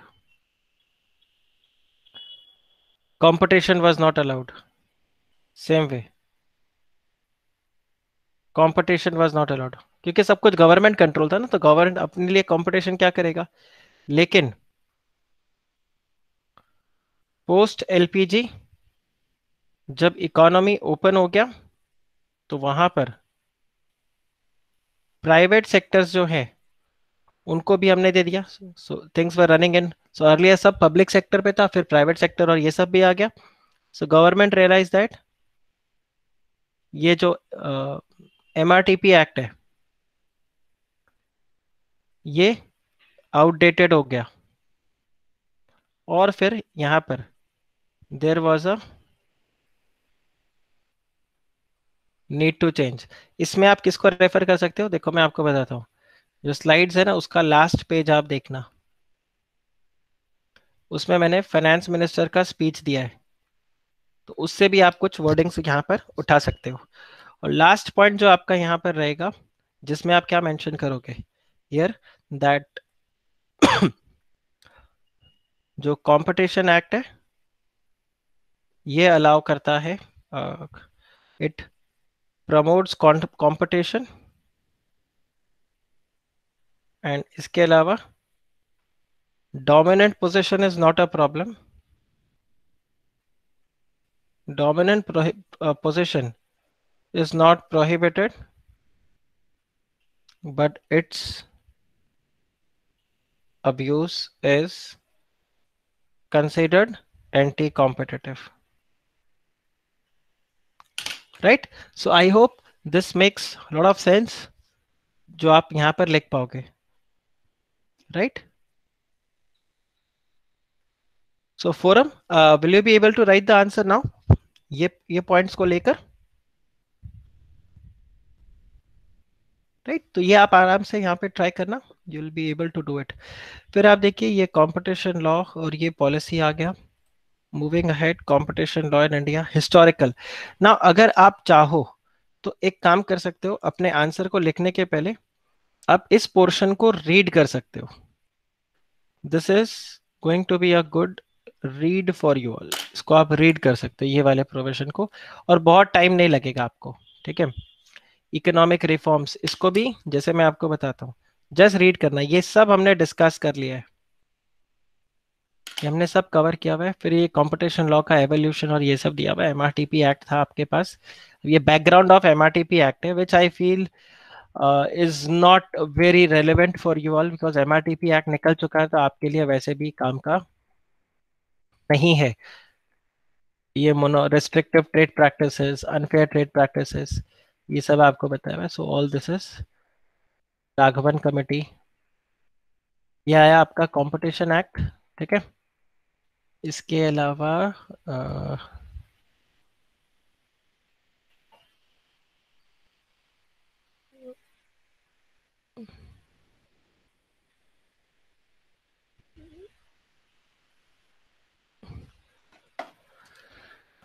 आप ये वाले part को भी देख लो.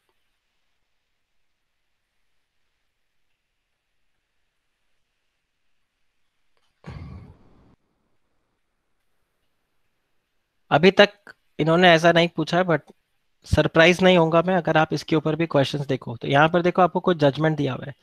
Excel Corp Care versus Competition Commission of India.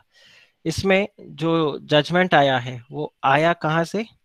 Supreme court की तरफ से. तो इसमें सुप्रीम कोर्ट ने क्या ऑब्जर्व किया? तो Supreme Court observe that in the instant case we are concerned with two types of practices. One is anti competitive. ठीक है?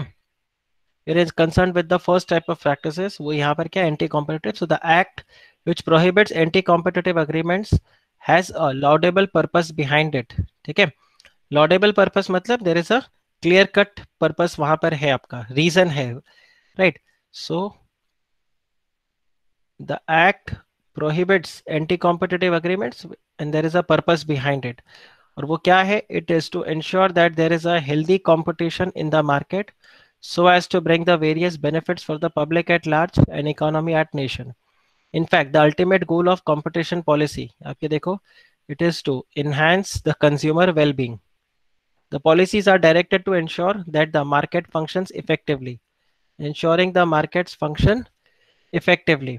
Competition policy towards the supply side of the market aims to ensure that consumers have adequate and affordable choice. यार है competition. Another purpose in curbing anti-competitive agreements is to ensure level playing field for all market players. Level playing field का क्या मतलब होता है? सबको एक जैसा प्रोविजन मिलना. इनसाइडर ट्रेडिंग को क्यों गलत मानते हैं? बिकॉज जब मार्केट सबके लिए सेम है तो यहाँ पर इंफॉर्मेशन भी सबको साथ साथ में आना चाहिए. There should not be parity of information, should be same. Right, there should be parity of information. ऐसा नहीं होना चाहिए कि किसी के पास इंफॉर्मेशन है, किसी के पास नहीं है, और उसके बेसिस पे वो ट्रेड कर रहा है. Right sir. अब बेसिकली उस पैरिटी ऑफ इंफॉर्मेशन कैसे इंश्योर करते हो? By bringing everything in the public domain. तो इसीलिए स्टॉक एक्सचेंज पे लिस्टिंग आपको इमीडिएटली करना, मतलब जो इंफॉर्मेशन है. एलओडीआर आपने पढ़ा है ना? सेबी हो गया ना आपका? सेबी हो गया ना आपका? तो उसमें एलओडीआर के अंदर आप स्टॉक एक्सचेंज को क्यों फाइलिंग करते हो? आप स्टॉक एक्सचेंज को इसीलिए फाइलिंग करते हो because once you do filing to the stock exchange and stock exchange puts that information in the public domain, उसके बाद में कोई भी ट्रेड करे, हमें कोई प्रॉब्लम नहीं है. लेकिन उससे पहले कोई उस इंफॉर्मेशन के बेसिस पर ट्रेड करता है तो वो इनसाइडर ट्रेडिंग कहलाएगा. Then it sets the rules of the game to protect the competition process itself rather than the competitors in the market. यार है जो इसके रूल्स हैं ये कॉम्पिटिटर्स को नहीं बचाते, ये कंपटीशन को बचाते हैं. So in this way the pursuit of fair and effective competition can contribute to the developments, economic efficiency, economic growth, development of consumer welfare. So it is well settled that Competition Act is the regulatory legislation. ये देखो, Competition Act is a regulatory legislation which is enacted to maintain free market in the Adam Smith concept of invincible hands operated unhindered background. मतलब free market के अंदर free market की तरह work करे. Further it is clear from the statement and objects and reason of this law foreseen as a tool against the concentration. तो आप ये देखो, this is a tool against concentration of unjust monopolistic power in the hands of private individuals which might determine the freedom of trade. So competition law in India is to achieve highest sustainable level of economic growth, entrepreneurship, employment, higher standards of living for citizen, protection of economic rights for just, equitable, and inclusive, sustainable economic and social development, promote economic democracy, and support good governance by restricting rent-seeking practices. Therefore, the interpretation should be in the consonance of the aforesaid objectives. तो यहाँ से भी आपको लगता है, देखो काफी सारे पॉइंट्स आपको मिल जाएंगे with respect to the competition. इससे पहले एक जजमेंट यहाँ पर भी है, हम एक काम करते हैं, इस जजमेंट को भी चेक कर लेते हैं. My goodness, I can not see anything outside the window, it's raining that hard.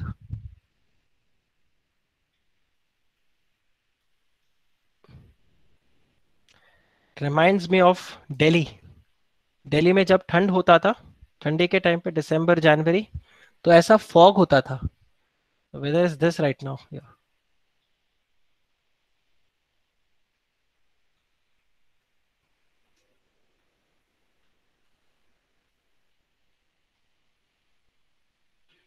या सो हम इसको भी चेक कर लेते हैं क्योंकि यहाँ पर भी ऑर्डर किसने दिया है? सुप्रीम कोर्ट ने ऑब्जर्व किया है. I just said my students the same thing, that I cannot see anything outside window and it feels like as if it's fog. It's all clouds. Yes. Mulund में बारिश नहीं हो रहा है. Here it is raining like crazily. और अगर अच्छा चलो फोन तो है ही मेरा, because my laptop battery doesn't give the backup, so in case the electricity goes off, just in case, then my laptop will get turned off. So अपना lecture immediately. इतना ज्यादा तो नहीं है. Okay. If I can.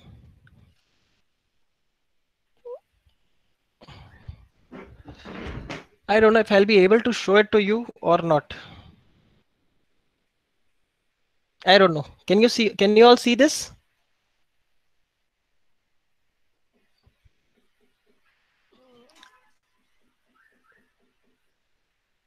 It's that bad. If you can just tap on that, you'll realize it's bad.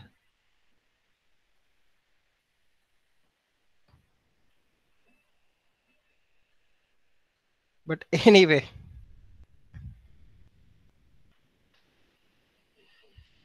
we are to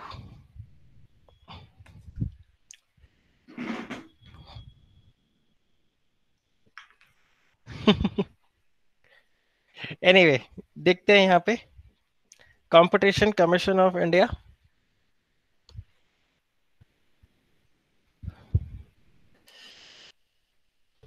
सो यहाँ पर Competition Commission of India versus state Authority of India SAIL, इनके बीच में झगड़ा हुआ था। और यहाँ पर सुप्रीम कोर्ट ने क्या बोला? Supreme Court observe that the decision of Government of India to liberalise its economy with the intention of removing control persuaded the Indian Parliament to enact the law providing for check and balances in the free economy. The laws were required to be enacted primarily for the objective of taking measures to anti-competitive avoid anti-competitive agreements. ये देखो, the laws were required to be enacted primarily for the objective of taking measures to avoid anti-competitive agreements, abuse of dominance, as well as to regulate the mergers and takeover which result in distortion of the market. The earlier MRTP was found not only to be inadequate but also obsolete in certain aspects. And in light of the international economic developments relating to the competition law. सुना यार? अब ये देखो, the rationale for a free market economy is that competitive offers of different suppliers allow the buyers to make the best purchase. The motivation of each participant in the free market economy is to maximize the self-interest. Right?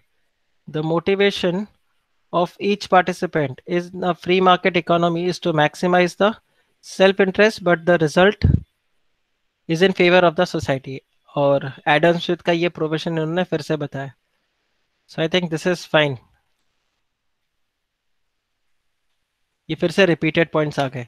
So this is absolutely fine which you can write it here. फिर ये आपके पास definition से, यहाँ से देखो हमने सब पूरा डिटेल में कवर किया है.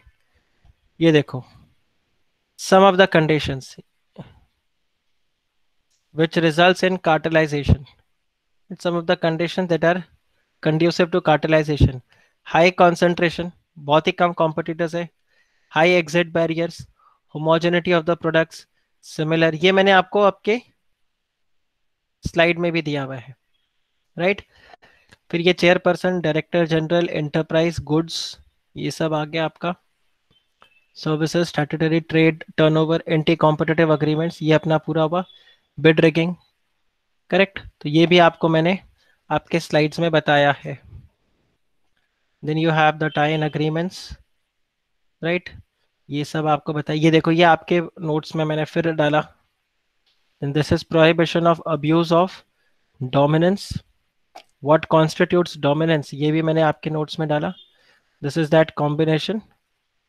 अच्छा, कॉम्बिनेशन में आप यहाँ पर चेक करना, ये आपके पास है de minimis, you can ignore. De minimis exemption खत्म हो गया है. 5 इयर्स के लिए था, 2016 में आया, तो 2020 में ये खत्म हो चुका है, तो आपको ध्यान ही नहीं रखना है. रेगुलेटिंग कॉम्बिनेशन, फिर establishment of the competition Commission of India, ये सब हमने यहाँ पर कवर किया, राइट. इसके अलावा अगर आप देखो, इंक्वायरी, ये आ गया आपका. ये देखो, सब हमने यहाँ पर डाला. This is inquiry into the combination, right. Then this is order by commission, dominant position के लिए. This is section 28, this is section 29, and that's your section 31. Okay, so ये आ गया आपके पास inquiry into the disclosures which is given. So ये part आया आपका. ये आपका section 32 जो हमने कवर किया. Appearance before the commission, ये पार्ट हो गया. Power of the commission and ratification of the order, this is all fine. Execution, duties of director general, this is fine. और ये दिख रहा है आपको, ये देखो, power of a civil court, same. Penalties में अगर आप देखो तो ये आ गया, कंप्लाई टू दैट ऑर्डर. तो ये देखो, ये जो मैंने आपको बताया था 1 लाख टू दिस, तो 27, 28, 31 यहाँ पर आपका पेनल्टी है. वही सेम पेनल्टी आपका रहेगा, right. Compensation in case of contravention by the order. और ये देखो, this is the penalty for making a false statement. So यहाँ पर वो बताया, the penalty shall be not less than, the penalty which shall be not less than 50 lakh but which may extend up to 1 crore, right. ये एक आपका exam है। अब आप देखो कहाँ मॉड्यूल में उठा के एक इतने से पॉइंट के ऊपर क्वेश्चन दे दिया, तो आपको मिल सकता है। ये पेनल्टीज वाला पार्ट भी एक बार आप, मुझे लगता है, ध्यान रख लेना। राइट, सो ये 43 ये तो हमने कवर किया, एंड 43 इज अगेन यहाँ पर विच में extend up to 1 lakh rupees for, तो बेसिकली ये तो 1 लाख ही था, यहाँ पर आया। देन कॉन्ट्रावेंशन बाय ये देगा। फिर ये आ गया आपका कंपटीशन एडवोकेसी। देखो कंपटीशन एडवोकेसी के अंदर ये देखो सेंट्रल गवर्नमेंट जो है, they may seek the opinion of CCI and all, जो मैंने आपको बताया था, यस दे कैन डू। फिर the government may make reference to the commission, central government may seek the opinion of CCI, and on the receipt of this commission अपना opinion देंगे within 60 days, they'll formulate the policy here. और ये 3 part आपका है competition advocacy के लिए। फिर इसका ऑडिट, तो ऑडिट आप ध्यान रख लेना, इसका ऑडिट कौन करेगा? Controller and auditor general of India. Though this should not be asked but you may get a question in furnishing the return. So this is the appellate tribunal. Appeal to the appellate tribunal, here you have right, and right of legal representation. तो आप किसी chartered accountant, company secretary, cost accountant या legal practitioner को आप ले सकते हो। Then again you have appeal to the Supreme Court. फिर ये आपके पास मिसलेनियस प्रोविजंस है, power to make rules and power to make regulations. ये अलग अलग सेक्शंस पे regulation and difficulties. So with this our Competition Act completely gets wrapped up, right? So I think competition act यहाँ पर आपका पूरा complete हो गया है। आई होप ये आपको पूरा समझ में आया होगा competition law, right? Just revise all this and then Monday we are going to start. अच्छा, मंडे ध्यान रखना, मंडे से मेरा लेक्चर ना 10:30 से होगा, ठीक है? I also ask Manoj sir to inform you all once again, but मेरा लेक्चर 10:30 से होगा, ठीक है? बिकॉज आपसे पहले मेरा एक और 7 to 10 का लेक्चर रहता है, so that 7 to 10 lecture gets over at 10। So immediately आपका लेक्चर मैं स्टार्ट नहीं कर पाऊंगा, so I start your lecture by 10:30। Okay, so from 10:30 to 1 we'll start. What time your next lecture starts? What time your next lecture starts? जैसे 10 to 1 तो मेरा schedule किया हुआ है, सो आपका नेक्स्ट लेक्चर कितनी बजे शुरू होता है?